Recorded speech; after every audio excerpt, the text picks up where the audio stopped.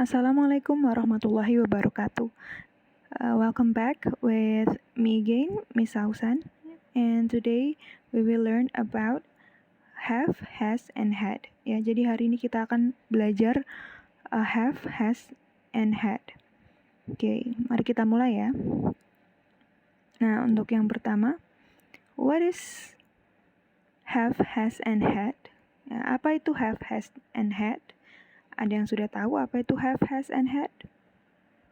Ya, jadi have, has, and had, ketiga kata ini merupakan auxiliary verb. Ya, dia adalah kata kerja pembantu. Dia bukan kata kerja asli, tapi kata kerja pembantu begitu ya. Nah, have merupakan base form atau bentuk asli dari have. Lalu, bentuk lain dari have itu ada has dan had. Ya, jadi have and had are another form of have. Lalu, bagaimana penggunaannya dan perbedaannya antara have, has, dan had, dan mengapa bisa berbeda? Nanti kita akan pelajari lebih lanjut di slide berikutnya. Oke, when we can use have, has, and had? Kapan kita bisa menggunakan have, has, and had? Have, has, and had can be used for different purposes. Ya, have, has, dan had dapat digunakan untuk tujuan yang berbeda. Jika kalimatnya ini juga memiliki konteks yang berbeda, maka penggunaan have ini artinya juga akan berbeda. Jadi, have, has, dan had dapat digunakan untuk menunjukkan kepemilikan. Ya, jadi have ini atau had dan has memiliki arti punya atau memiliki atau mempunyai. Seperti contoh yang ada ya. I have a book. Aku memiliki sebuah buku. Sophie has a blue car. Sophie memiliki sebuah mobil biru. Have di sini, have dan has di sini memiliki arti punya atau memiliki atau mempunyai. Nah, nanti akan ada beda kegunaan lagi dan beda artinya jika konteksnya ini berubah gitu. Kita untuk kali ini hanya belajar 2-3 jenis saja ya. Nah, sekarang yang kedua itu sebagai kata kerja pembantu ya, or helping verb. Seperti contohnya, I have eaten my dinner. Ali has visited the USA. Nah, have eaten ya. Have ini sebagai kata kerja pembantu dari kata kerja asli, yaitu eaten. Begitupun juga dengan kalimat yang kedua. Has di sini sebagai kata kerja pembantu dari kata kerja asli visited. Ya, visited ini merupakan kata kerja asli. Sedangkan kata kerja pembantunya adalah has. Nah, ini sudah disampaikan ya tadi. Dan kalau misal kalian ingin melihat penggunaan have, has, dan had yang lain dengan konteks yang berbeda dan fungsi yang berbeda, kalian bisa klik link yang ada di PPT-nya ini. Nanti PPT materinya akan Miss kirim melalui WhatsApp group ya. Oke, sekarang how to use have, has, and had. Bagaimana caranya menggunakan have, has, dan had dalam sebuah kalimat gitu. So, di saat kita membuat kalimat atau memiliki percakapan, maka sebuah kalimat itu pastinya terdiri dari 3 bentuk ya, yaitu positive sentence, negative sentence, and interrogative sentence. Nah, yang pertama kita akan mulai dari positive sentence. Penggunaan have, has, dan had di dalam sebuah kalimat positif. Oke. Nah, ini merupakan tabel dari penggunaan have dan has. Di sini kita bisa lihat. Nah, di sini kita bisa lihat tabelnya ya. Di sini ada present tense dan juga subjeknya.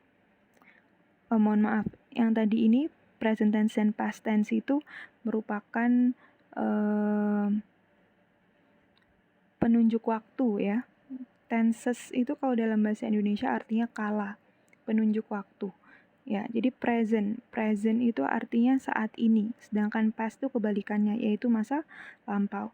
Dan di kotak yang di atas, kita ada plural noun dan juga singular noun. Ya, kita sudah belajar sebelumnya, plural noun itu kata benda yang jumlahnya lebih dari satu. Tapi di sini penggunaan I itu sebenarnya singular ya, single satu. Tapi untuk penggunaan have, has, dan had, dia termasuk dalam kategori plural gitu. Ya, jadi subjeknya yang plural ini tuh lebih dari satu, kecuali untuk yang I, dan untuk subjek yang singular atau single atau jumlahnya satu, itu terdiri dari he, she, it. Ya, nah, oke.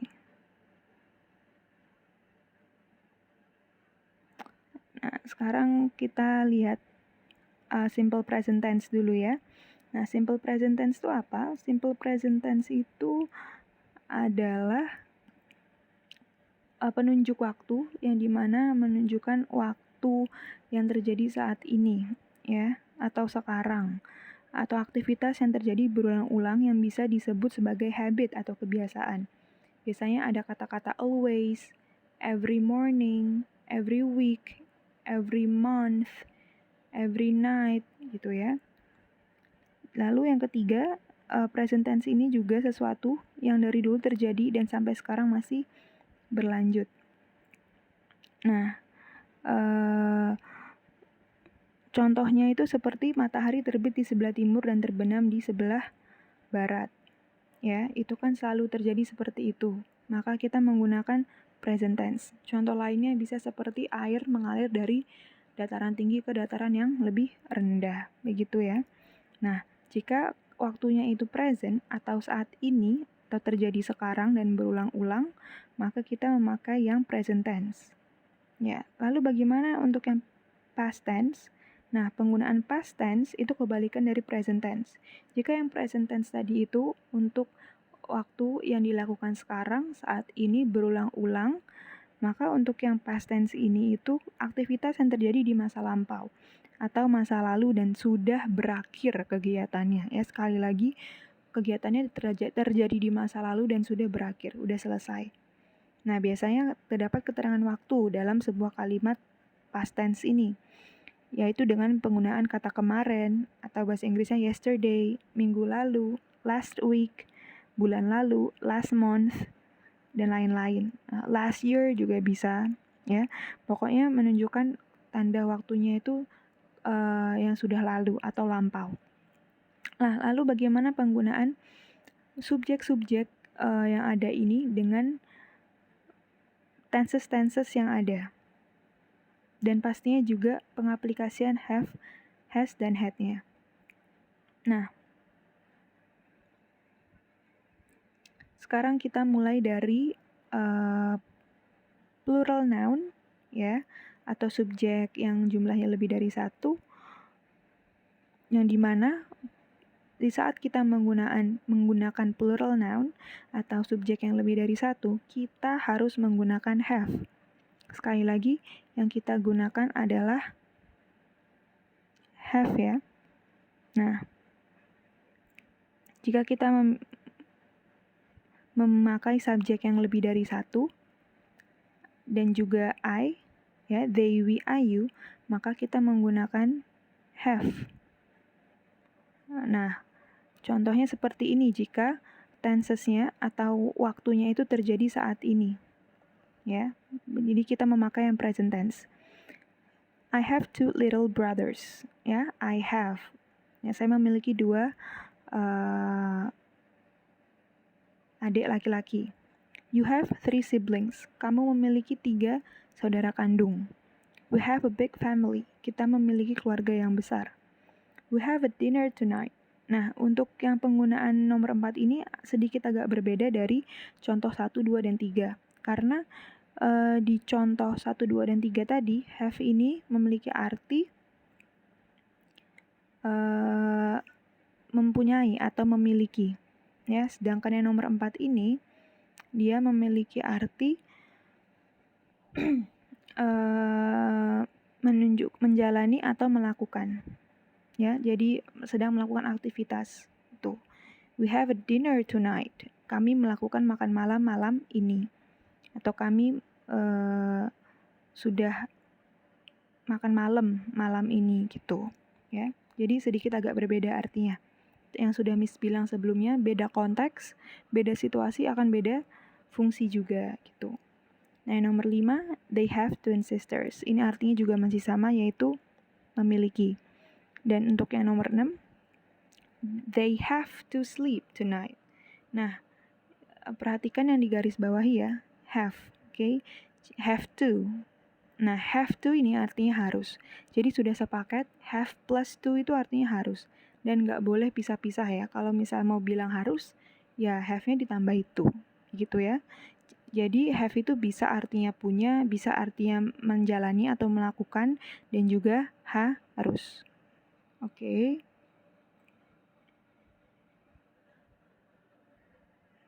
Kita lanjut ya. Nah, sekarang untuk penggunaan singular noun, okay, atau subjek yang jumlahnya 1. Nah, jika subjeknya itu jumlahnya hanya 1, seperti he, she, it, ya, Andy, Sally, John, ya, atau it itu bisa hewan, bisa benda, bisa tempat, bisa gedung, ya, semuanya yang bukan manusia, itu adalah it. Nah, jika subjeknya ini single atau jumlahnya 1, maka kita menggunakan has, ya. Kalau tadi yang jumlahnya lebih dari 1 itu menggunakan have, maka yang singular ini memakai has. Nah, contohnya seperti ini jika dengan penunjuk waktunya itu present ya, present tense. She has 2 little brothers. Ya, dia memiliki 2 adik laki-laki. He has 3 siblings. It has a sharp claws. Nah, itu. It itu dapat berupa hewan, tumbuhan, gedung, tempat, dan semua yang bukan manusia. She or he has to sleep tonight. Ya, dia perempuan atau dia laki-laki harus tidur malam ini. Has juga bisa ditambahkan to ya, tidak hanya have tapi has juga. Nah, lanjut. Sekarang pemakaian had. Nah, jika tadi pemakaian have dan has ini dibedakan untuk jumlah subjeknya, kalau jumlahnya lebih dari 1, kita memakai yang have, kalau jumlah subjeknya hanya 1, pakai yang has. Nah, tapi jika kita situasinya ini di masa lampau, yaitu past tense, maka kita akan menggunakan had, ya, dan had ini berlaku untuk semua subjek. Ya, bisa yang jumlahnya 1 saja atau lebih dari 1. Gitu. Jadi jangan bingung ya. Nah, seperti ini ya contohnya. They had a quarrel. Nah, had di sini juga artinya memiliki atau punya, tapi arti punyanya ini bukan kepemilikan ya, tapi telah menjalani sesuatu gitu. Seperti di sini contohnya mereka memiliki perselisihan ya. Quarrel itu artinya perselisihan. Nah, untuk contoh yang kedua, she had a cat last month. Nah, ini baru had di sini artinya adalah kepemilikan. Dia perempuan memiliki sebuah ekor kucing bulan lalu. Nah, dia ada keterangan last month-nya ya. Di sini tunggu sebentar. Nah, di sini ada kata-kata last month. Nah, last month di sini artinya adalah bulan lalu, dan berarti artinya sudah terjadi di masa lampau. Begitu ya. Makanya kita memakai had. Oke. Lanjut. Using have, has, and had for negative sentence. Nah, tadi itu kita sudah belajar caranya pemakaian have, has, dan had untuk kalimat positif. Nah, sekarang kita menggunakan have, has, dan had untuk kalimat negatif. Oke. Jadi, bentuknya berbeda lagi ya. Jika tadi hanya have, has, dan had, di sini berubah menjadi don't have, doesn't have, dan didn't have. Don't have ini kependekan dari do not, doesn't ini kependekan dari does not, dan didn't ini singkatan dari did not. Oke. Nah, untuk yang plural noun atau subjek yang lebih dari satu, kita memakai don't have. Oke. Kita tambahkan don't yang artinya tidak ya. Don't, doesn't, dan didn't di sini memiliki arti tidak. Negatif jadinya ya. Dan untuk yang singular noun atau yang subjeknya satu, kita memakai doesn't have. Nah, doesn't have ini itu artinya juga sama tidak.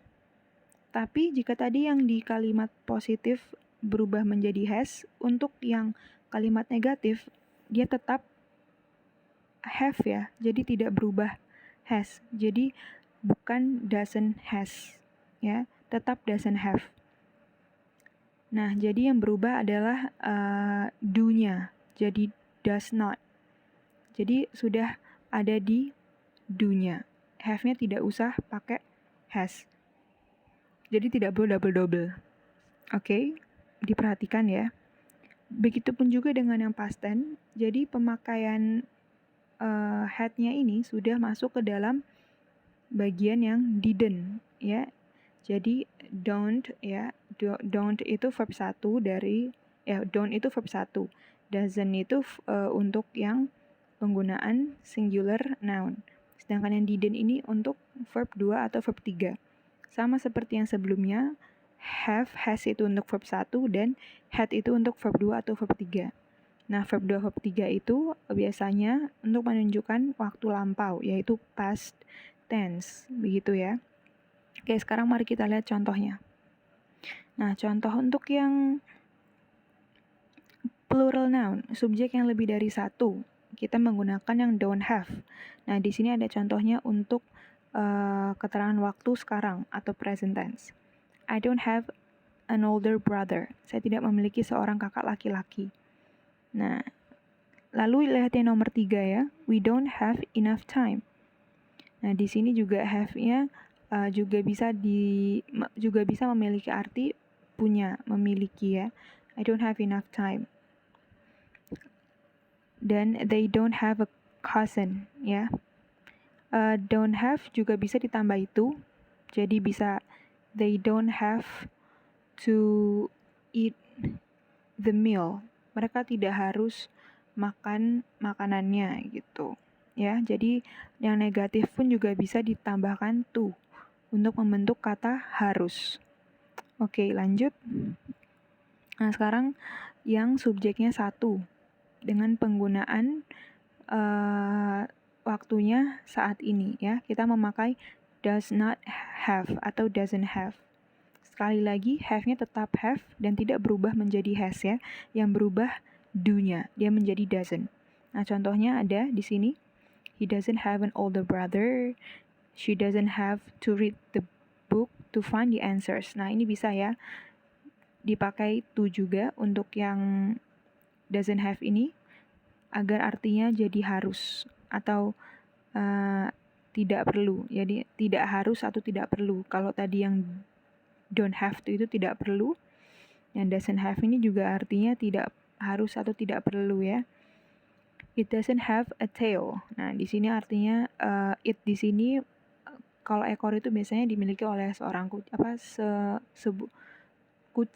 seekor kucing atau seekor anjing ya. Jadi binatangnya ini bisa kucing ataupun anjing. Ya. Binatang itu tidak memiliki ekor begitu. Oke, lanjut.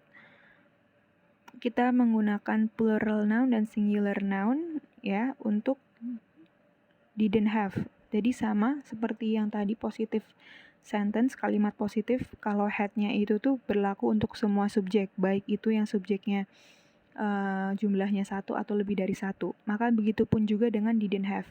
Bisa digunakan untuk subjeknya yang jumlahnya satu ataupun lebih dari satu. Nah, sekarang seperti ini contohnya jika digunakan dalam masa lampau ya atau past tense. Jadi ingat had dan didn't have itu verb 2 atau verb 3 ya. Dan hanya dipakai di past tense. Jadi tidak mungkin dipakai saat present tense. Jadi saat penunjuk waktunya itu masa lalu atau sudah terjadi di masa lampau, maka kita pakainya yang had atau didn't have gitu ya. Nah, di sini contohnya untuk kalimat negatifnya, oke? They didn't have a car last year. Mereka tidak memiliki sebuah mobil tahun lalu. She didn't have enough money to buy the book. Ya, dia perempuan tidak memiliki uang yang cukup untuk membeli bukunya. Oke, jadi ini kepemilikan semua ya, have-nya. Tuh, oke. Nah, sekarang kita menggunakan have, has, dan had dalam kalimat tanya. Ya, jika tadi kita sudah belajar caranya kalimat menggunakan have, has, dan had pada kalimat positif dan kalimat negatif, maka sekarang kita belajar penggunaan have, has, dan had untuk kalimat tanya, ya. Atau dalam bahasa Inggris kita sebut dengan interrogative sentence. Nah, seperti ini. Jadi, untuk penggunaan noun yang lebih dari satu, yaitu plural noun, ya, yang subjeknya lebih dari satu seperti I, you, they, we, kita memakai rumus seperti ini ya. Do plus subject plus have. Oke? Jadi ada rumusnya. Do plus subject, contohnya you misal plus have. Nah, nanti bisa dilanjuti dengan kata benda atau kata keterangan dan lain-lain. Nanti kita akan lihat contohnya. Nah, untuk yang singular noun atau subjek yang jumlahnya satu, itu memakai yang does plus subject plus have. Jadi, sama seperti yang kalimat negatif. Jadi, yang berubah itu do-nya. Yang do itu untuk yang jumlah subjeknya itu lebih dari satu, dan does ini untuk jumlah subjeknya yang satu, yang hanya satu saja. Dan semuanya memakai have, tidak ada yang berubah ya have-nya ya, yang berubah do-nya. Oke, untuk past tense-nya berlaku untuk semua subjek, baik itu subjeknya satu atau lebih dari satu, sama-sama menggunakan rumus did plus subject plus have. Dan jika itu kalimat tanya, maka harus diakhiri dengan apa? Ya, kata tanya, tanda tanya ya, harus ada tanda tanyanya. Oke. Sekarang kita lanjut. Nah, seperti ini contohnya. Untuk yang subjeknya lebih dari satu dengan rumus do plus subject plus have. Nih, contoh nomor satunya. Do I have an older brother? Ya, apakah aku memiliki laki-laki? Do I have to go to your house? Nah, di dalam kalimat tanya juga bisa menggunakan have to ya, yang artinya harus. Do you have a little sister? Do they have a new car? Oke, lanjut ya. Nah, sekarang penggunaan rumus does subject plus have untuk subjek yang jumlahnya satu. Ya, does she have an older brother? Ya, does he have to go to your house? Ini juga boleh memakai to ya. Jadi semuanya boleh dipakaikan to, yang nanti artinya menjadi harus, atau dalam bahasa Inggrisnya have to, ya, atau has to. Nah, yang ketiga, does it have a big living room? Ya, apakah benda, ya di sini living room itu kan rumah ya, bagian dari rumah. Maka bendanya ini adalah rumah. Apakah benda atau rumah itu memiliki ruang tamu yang besar? Ya. Oke, sekarang kita lihat cara penggunaan yang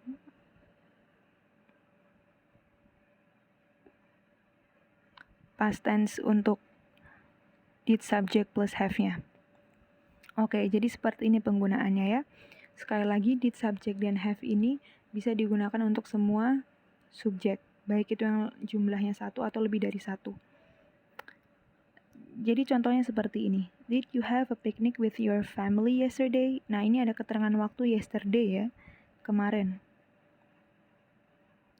Nah, ini tuh ya, yesterday.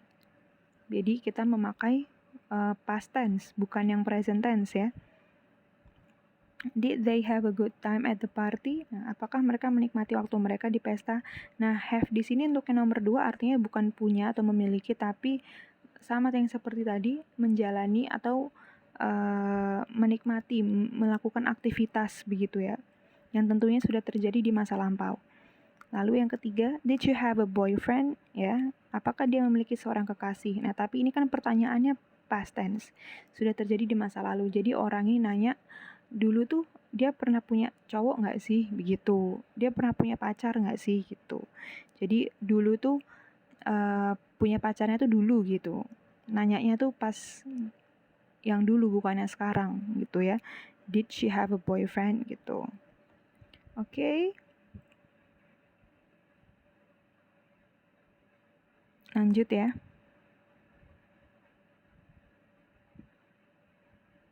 Nah, kita sudah belajar tadi cara penggunaan have, has, dan had ya.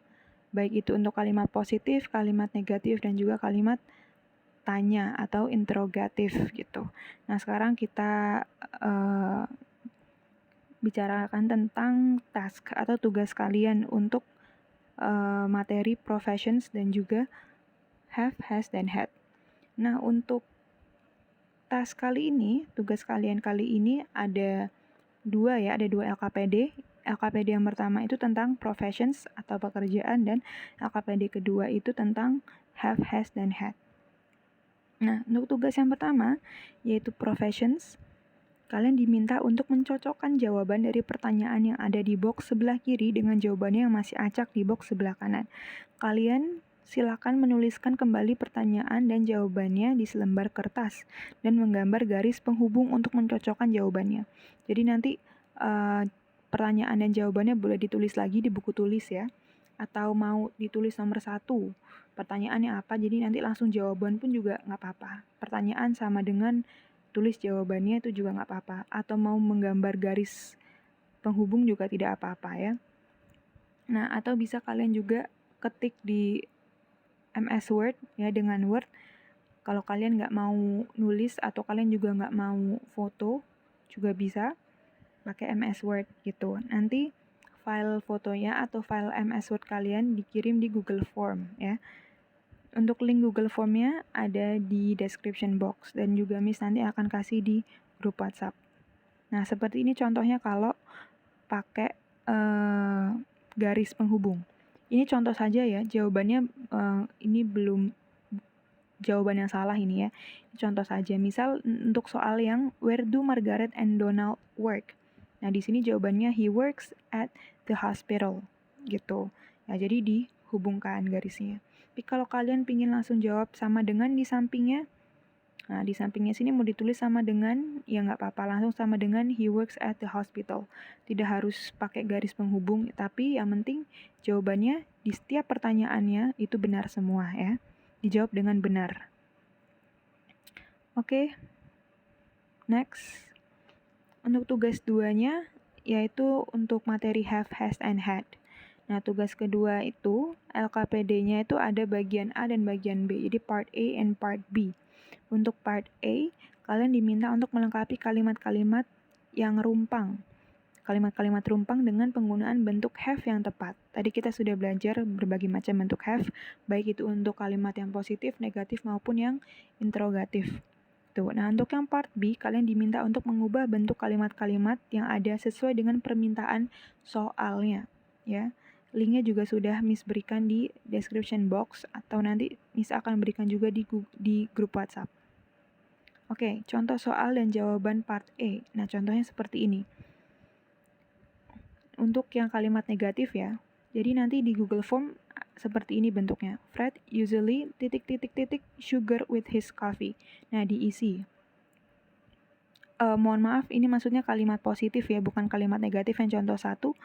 Yang contoh kedua baru kalimat negatif. Oke, jadi dijawab titik-titiknya ini apa? Have kah, has, had, atau bentuk yang lain? Karena ini bentuk positif, maka kita jawab dengan jawaban has. Nah, untuk soal-soal yang memiliki dua baris seperti ini, nah, she ... a sister. Ini artinya kalimat negatif ya. Karena diminta kalimat negatif, maka jawabannya she doesn't have a sister. Nah, untuk yang contoh ketiga, kalimat tanya, itu biasanya seperti ini bentuk soalnya. Titik-titik, subjeknya, titik-titik, tambahan kalimatnya lalu tanda tanya. Karena di belakang ada tanda tanya, pastinya ini merupakan kalimat tanya. Jadi jawaban untuk soal di contoh nomor 3 ini adalah do you have a brother? Nanti bisa diketik seperti ini ya. Do, have gitu. Oke, itu untuk contoh soal dan jawaban part A. Sekarang kita lihat yang contoh untuk soal dan jawaban part B ya. Nah, contoh satunya I have a pen. Change this sentence into negative sentence. Nah, jadi soalnya ini permintaannya itu mengubah kalimat I have a pen ini menjadi kalimat negatif. Ya, jawabannya adalah I don't have a pen. Untuk contoh yang nomor 2, they didn't have a car last month. Change this sentence into an interrogative sentence. Ya, jadi mengubah kalimat ini menjadi kalimat tanya. Ya, ini kan they didn't have ya, jadi kan negatif. Nah, jadi dari negatif diubah ke kalimat tanya. Jadi, did they have a car last month? Ya, perhatikan tensesnya, perhatikan waktunya. Ini ada last month, berarti memakai yang past tense ya. Jadi, answernya ini did they have a car last month? Ya, karena itu tadi sudah belajar rumusnya. Rumusnya itu did plus subject plus have titik-titik ditambahkan dengan tanda tanya. Ya, sesuai dengan rumusnya saja ya. Jangan diubah-ubah. Oke, contoh nomor 3. Do you have a lipstick? Nah, ini adalah kalimat tanya. Diminta untuk change into a negative sentence. Ya, mengubah ke dalam kalimat negatif. Jawabannya di sini menjadi you don't have a lipstick. Ya, jadi pemakaian don't have karena di sini subjeknya you. Oke, dan don't have ini, do not ini merupakan kata kalimat negatif, begitu ya. Oke.